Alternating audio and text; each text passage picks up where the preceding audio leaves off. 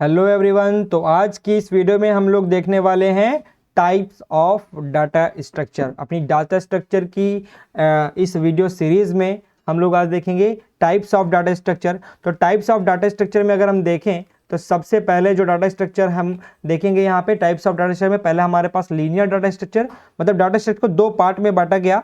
एक है लीनियर और दूसरा क्या है, नॉन लीनियर। ठीक है, लीनियर डाटा स्ट्रक्चर और नॉन लीनियर डाटा स्ट्रक्चर।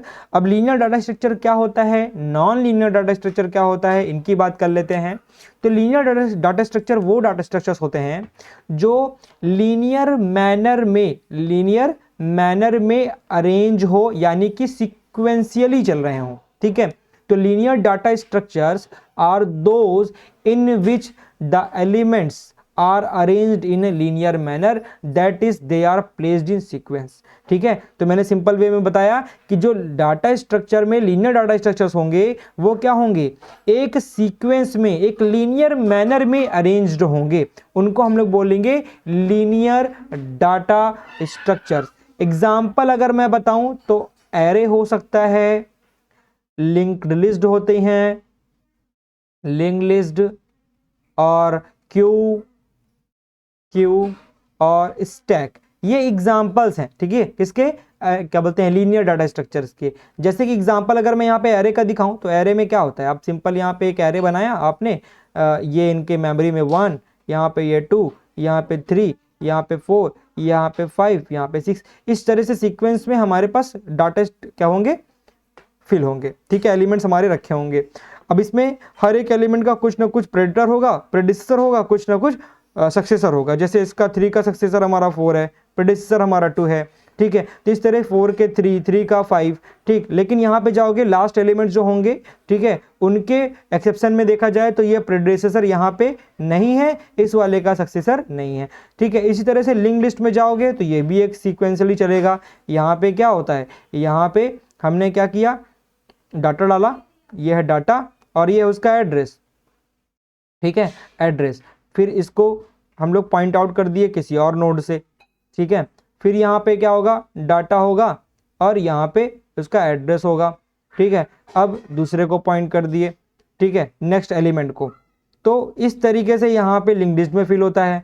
ठीक है, क्यू में देखो तो क्यू में भी इसी तरीके से चलेंगे। क्यू में हमारे पास मान लो कि कोई ये ले लिया हमने, कोई लाइन। ठीक है, सीक्वेंस यहाँ पे भी होगा 1 2 3 4 5। ठीक है, तो इस तरह से क्यू चलेगा। स्टैक आपने देखा है, स्टैक ये होगा, यानी कि एक सीक्वेंस में कहीं ना कहीं डाटा एलिमेंट हम डालते हैं इसमें, किसमें, लीनियर डाटा स्ट्रक्चर में, ये क्यू चलेगा। ठीक है, तो ये हैं एग्जांपल्स किसके, लीनियर डाटा स्ट्रक्चर्स के, जिसमें मैंने बताया एग्जांपल में array, link list, Q, stack. तो ये हमारे हो गए क्या, लीनियर डाटा स्ट्रक्चर्स। ठीक है, अब नॉन लीनियर की बात भी कर लेते हैं। तो नॉन लीनियर डाटा स्ट्रक्चर क्या होता है कि non linear data structures are those which the element are not arranged in a linear manner. Simple है कि नॉन लीनियर डाटा स्ट्रक्चर में जो एलिमेंट्स होंगे वो अरेंज नहीं होंगे, किसमें, लीनियर मैनर में arrange, not arranged in linear manner. Simple यहाँ पे आप कहोगे, सिंपल यहाँ पे अगर लिखना है एक शॉर्ट फॉर्म में याद करने के लिए तो not arranged in linear manner. यहाँ पे डाटा हमारा जो होगा वो लीनियर मैनर में नहीं होगा। इसका जरूरी नहीं कि एक प्रेडिसेसर और एक सक्सेसर हो इसका। द एलिमेंट्स, देखो यहाँ पे लिखा हो द एलिमेंट्स में है 1 और मोर, ये देखो 1 और मोर कनेक्शंस, इसके एक या एक से ज्यादा कनेक्शन हो सकते हैं to other elements in the data structure, creating a complex network of relationships between them. जैसे एग्जांपल के तौर पर अगर मैं बताऊं, यहाँ पे नॉन लीनियर का अगर मैं एग्जांपल यहाँ पे आपको देखना है तो मैं एग्जांपल बताऊंगा यहाँ पे आपको ट्री का।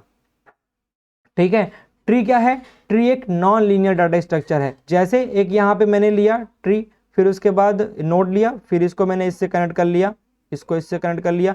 अब देखो यहाँ पे एक हमारा जो पेरेंट है, इसके दो क्या है, प्रीडेसेसर सक्सेसर जो भी बोलना है। ठीक है, अब अगर मान लो इसको लिया मैंने, सॉरी, और ये लिया, ठीक है, तो यहाँ पे क्या है, इस वाले के देखो एक प्रेडिटर है लेकिन सक्सेसर हमारे दो हैं, इस तरह से, ठीक है। इस तरह से इसमें भी करना चाहोगे तो इसमें भी हो जाएगा। तो जब कनेक्शंस कहीं हो, एक से ज़्यादा हो, ठीक है, एक या एक से ज़्यादा कनेक्शन हो, तो वो हमारे क्या आ जाएंगे, नॉन लीनियर डाटा स्ट्रक्चर। जैसे कि ग्राफ का एग्जाम्पल भी देख लो, ये हमारे पास ग्राफ्स हैं, ठीक है। अभी आप ज़्यादा परेशान मत हो ना, ग्राफ वगैरह हम लोग अभी पढ़ेंगे तो वहाँ और अच्छे समझ में आएगा। देखो अब यहाँ पे मैं एक ग्राफ बना रहा हूँ, ये कनेक्शंस है उसके, ठीक। अरे जैसे कि मैप खोल लो, मैप है, मैप आप देखते हो तो मैप में एक ही रूट के कई कनेक्शंस होते हैं, ठीक है। तो ये लीनियर डाटा स्ट्रक्चर, मान लो कि एक ही चौराहा है, ठीक है, और यहाँ से ये रास्ता भी जा रहा है, ये रास्ता भी जा रहा है, ये रास्ता भी जा रहा है, ये कनेक्ट है कहीं और से दूसरे चौराहे से, फिर यहाँ पास से एक रास्ता ये जा रहा है, ऐसे जा रहा है, ठीक है। जो हमारा मैप वगैरह बना है वो ग्राफ पे ही बना है, ठीक है। इनके कुछ ना कुछ एप्लीकेशंस हैं, इनको हम लोग आगे अपना जब पढ़ेंगे पूरा एक्सप्लेन वे में ग्राफ वगैरह, तो ग्राफ के जब स्ट्रक्चर्स पढ़ेंगे तो वहाँ पे एग्जांपल्स भी देखेंगे, ग्राफ पे क्वेश्चंस वगैरह भी सॉल्व करेंगे, ठीक है। लेकिन अभी के लिए हम इतना ही कि नॉन लीनियर डाटा स्ट्रक्चर क्या है, जो लीनियर मैनर में अरेंज ना हो, वो हमारे लिए नॉन लीनियर डाटा स्ट्रक्चर्स होंगे, ठीक है। अब इसी तरह से मेमोरी के टर्म्स पे और टाइम और स्पेस के टर्म्स पे हमारे पास दो अलग अलग डाटा स्ट्रक्चर को और बनाया गया, पार्ट्स में बांटा गया, जो कि है स्टैटिक डाटा स्ट्रक्चर और दूसरा है dynamic data structure. Static data structures क्या होते हैं, पहले इनकी बात करेंगे, फिर हम लोग डायनेमिक डाटा स्ट्रक्चर्स की बात करेंगे। तो स्टैटिक डाटा स्ट्रक्चर्स क्या होते हैं? Static data structures is one that has fixed size and cannot change during a program execution. Once the size of the data structure is set, it cannot be altered dynamically. मतलब कहने का है कि जो data structure हमारे पास static होगा, static data structure जो होगा वो फिक्स साइज होगा और चेंज नहीं होगा प्रोग्राम के एग्जीक्यूशन के टाइम पे। मतलब कि ये जो होता है ये हमारा कंपाइल टाइम होता है। क्या होता है? इसका जो मेमोरी एलोकेशन होता है, यहां पे लिख दे रहा हूं मैं, मेमोरी एलोकेशन, या तो ऐसे लिख दो मेमोरी इज एलोकेटेड, ऐसे लिख दे रहा हूं शॉर्ट फॉर्म में। एक इस पूरे को अगर आपको लिखना है तो memory is allocated eight compile time, ठीक है। तो इसकी जो मेमोरी एलोकेट होगी वो कंपाइल टाइम पे होगी। आप जब कंपाइल एग्जीक्यूशन के टाइम पे इसका जो क्या बोलते हैं साइज, वो चेंज नहीं होगा, ठीक है, फिक्स होता है। बात क्लियर? और एक इनके कुछ डिसएडवांटेजेस और कुछ एडवांटेजेस हैं। तो डिसएडवांटेज क्या है इसका, पहले ये देख लेते हैं, फिर एडवांटेज देख लेते हैं। एडवांटेज और डिसएडवांटेज में इसके क्या है, डिसएडवांटेज लिख देता हूँ ना पूरा, डिसएडवांटेज पूरा लिख देता हूँ मैं यहाँ पे, डिसएडवांटेज। अब डिसएडवांटेज इसका क्या है कि इसमें जो इसका क्या बोलते हैं एक्सेस, सॉरी स्लोअर होगा, इनका स्लोअर इंसर्शन होगा, इंसर्शन स्लो होगा, और डिलीशन भी क्या होगा, स्लो होगा इनका। लेकिन एडवांटेज क्या है इसका? एडवांटेज ये है कि ये फास्ट एक्सेस करेंगे, फास्ट एक्सेस, ठीक। कौन? स्टैटिक डाटा स्ट्रक्चर, एक्सेस इनका फास्ट होता है। और डिसएडवांटेज में क्या है, ये स्लोअर होते हैं इंसर्शन और डिलीशन करने में, ठीक है। इसके अलावा डायनेमिक डाटा स्ट्रक्चर की बात करें तो डायनेमिक डाटा स्ट्रक्चर क्या है? अ dynamic data structure is one that can change its size. ये रन टाइम एग्जीक्यूशन होता है इसमें। मतलब कि जब आप प्रोग्राम रन करते हो तो इसकी जो मेमोरी एलोकेशन होता है वो रन टाइम होता है, ठीक है। तो यहां पे मैं लिख दे रहा हूं एक और चीज कि मेमोरी एलोकेशन,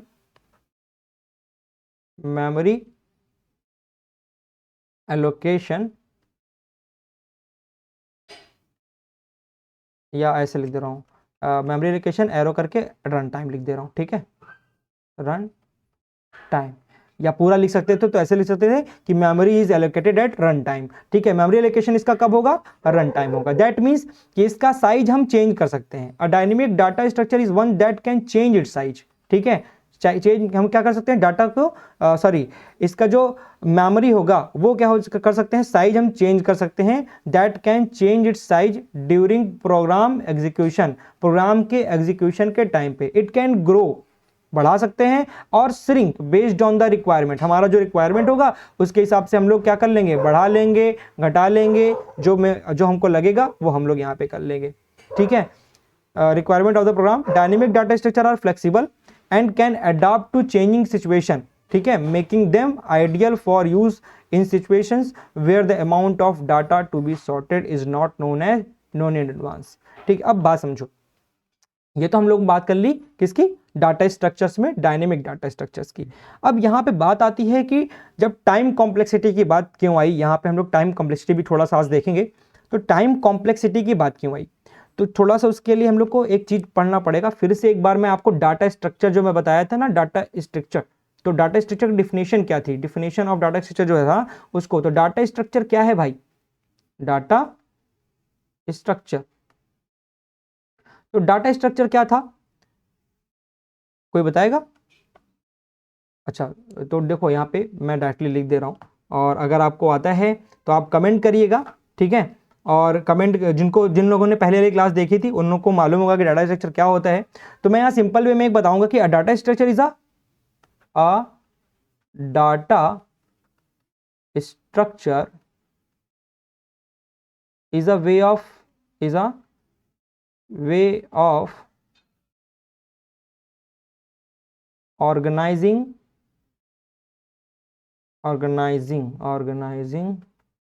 data efficiently,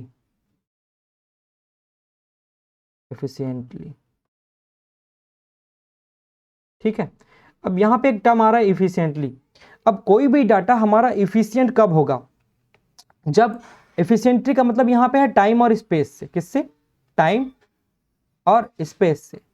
हमारा डाटा एफिशिएंट कब होगा, जब हम डाटा स्ट्रक्चर जब हम यूज़ करेंगे वो एफिशिएंट तब होगा जब हम क्या करेंगे कि हमारा जो डाटा है वो टाइम कम ले रहा हो, स्पेस कम ले रहा हो, ठीक है। जब हमारा डाटा क्या हो रहा हो, टाइम कम ले रहा हो, स्पेस कम ले रहा हो, जो भी हम एल्गोरिदम लगा रहे हैं, जो भी एल्गोरिदम हम अप्लाई कर रहे हैं अपने डाटा स्ट्रक्चर पे, वहाँ पे वो टाइम कम ले रहा हो, स्पेस भी कम ले रहा हो। और हम बात करेंगे टाइम की, जैसे, तो एग्जांपल के तौर पर मैं बताऊं कि जैसे है कि एक मिनट, एग्जांपल जैसे एग्जांपल मैं बता रहा हूँ यहाँ पे कि मान लो हम चूज़ कैसे करेंगे कि हमारे पास इतने सारे डाटा स्ट्रक्चर हैं और कौन सा डाटा स्ट्रक्चर हम यूज़ करें, जैसे कि एरे है, लिंक लिस्ट है, स्टैक है, क्यू है, कौन सा डाटा स्ट्रक्चर हम यूज़ करें, ठीक है। और वहाँ पे बात आ जाएगी हमारी टाइम और स्पेस की। हम वो डाटा स्ट्रक्चर यूज़ करेंगे जो हमारा टाइम और स्पेस को बचाए, ठीक है, टाइम कम लगे हमको अप्लाई करने में, जो ऑपरेशन हम अप्लाई कर रहे हैं, चाहे वो सर्चिंग हो, सॉर्टिंग हो, इंसर्शन हो, डिलीशन हो, हम इस तरह के डाटा स्ट्रक्चर को यूज़ करेंगे जो हमारे टाइम को बचाए, ठीक है। तो जैसे मान लो एग्जांपल है, मैं एग्जांपल ले रहा हूँ, मान लो एक एरे दिया है हमारे पास, ठीक है, और हम क्या चाहते हैं, मान लो यहाँ पे एक एरे है 1 और 2 यहाँ पे फिल है, 3 फिल है, और ये 4 है, और ये 5 है, और ये 6, ठीक है। अब ये डाटा है और इनकी कुछ ना कुछ एड्रेस होगा, मान लो 101, ये 102, ये 103, मेमोरी में इसका कुछ ना कुछ प्लेस होगा, 104, 105, ठीक है, 106। तो ये हमारे पास क्या है, ये हमारे पास एक डाटा स्ट्रक्चर ले लिया, जो कि आप देख रहे हो क्या है, ये एरे है, ठीक है, एक एरे है, ठीक। अब हम इसमें क्या करना चाहते हैं, इंसर्ट करना चाहते हैं बिगिनिंग में, स्टार्ट में, यहाँ पर एक डाटा नया एलिमेंट यहाँ पे पुश करना चाहते हैं हम। तो हम क्या करेंगे, अब अगर हम किसी एलिमेंट को नंबर, मान लो कोई रैंडम नंबर ले लो 10, ठीक है, इस नंबर को हम या इस एलिमेंट को हम यहाँ पे पुश करना चाहते हैं, यहाँ पे लाना चाहते हैं, बिगिनिंग में, स्टार्ट में लाना चाहते हैं। और हमारे पास जो एरे है इसका साइज कितना है, इसका साइज है 100, लेंथ जिसको बोल सकते हैं, तो 100 इसकी लेंथ है हमारे पास, ठीक है। लेकिन हमको स्टार्ट में इसको फिल करना है, इसको उठा करके नई जगह पे 101 के जगह पे लानी है। तो उसके लिए हम क्या करेंगे, अब सोचो अगर हम एक एक डाटा को, अगर यहाँ पे मैं 6 लिया हूँ, ये 60 होते, अगर 60 होते तो मैं एक एक करके इनको, हमारे पास प्लेस कितना है, हमारे पास प्लेस है 100 का, कितना है, साइज हमारे पास 100 है, लेकिन डाटा हमारे पास कितना है, एलिमेंट्स कितने हैं, 6 तक भरे हैं, ठीक है। तो हमको अगर इसको आगे लाना है, स्पेस हमारे पास यहाँ पे एम्प्टी है, ये खाली है यहाँ पे, ठीक है, यहाँ पे स्पेसेस हमारे खाली हैं। लेकिन हमको अगर इसको यहाँ पे लाना है तो हमको क्या करना पड़ेगा, एक एक करके इनको यहाँ पे करना पड़ेगा, फिर इसको आगे करना पड़ेगा, मतलब ये इसको शिफ्ट किया, फिर इसको इस पे शिफ्ट किया, इसको इस पे शिफ्ट किया, इसको इस पे शिफ्ट किया, इसको इसके शिफ्ट किया, इसको इस पे शिफ्ट किया, फिर हमारे पास ये वाला स्पेस बच जाएगा और इसको यहाँ फिल कर देंगे। बट प्रॉब्लम ये है कि ये करने में हमारे पास टाइम बहुत चला जाएगा, ठीक है। दूसरा हमारे पास एक और ऑप्शन है लिंक्ड लिस्ट का, ये हमारा क्या था, एरे था, ठीक है, ये एरे था, ठीक। दूसरा हमारे पास ऑप्शन है लिंक्ड लिस्ट का, लिंक्ड लिस्ट।